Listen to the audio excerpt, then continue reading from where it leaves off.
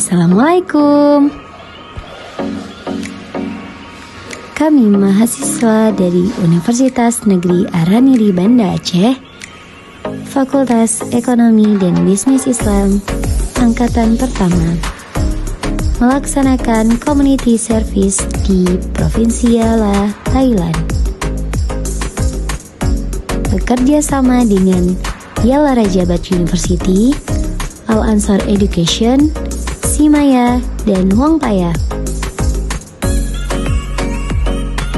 Kegiatan ini seperti penguatan UMKM lokal dengan mempromosikan produk Aceh seperti tas, peci, bumbu masakan Aceh, kipas, sarung, gelang gayo, bros pintu Aceh, kopi gayo, serta masih banyak lagi lainnya.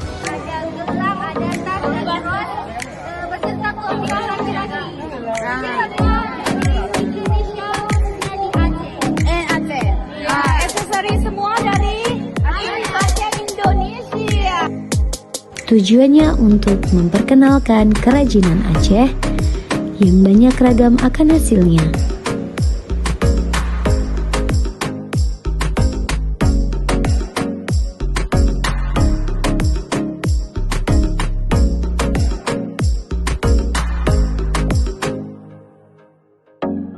Setelah itu, kita memperkenalkan makanan khas Aceh, yaitu mie Aceh. Dengan cara membagikan mie Aceh gratis, menurut kami lebih mudah dalam mempromosikan ke masyarakat Thailand.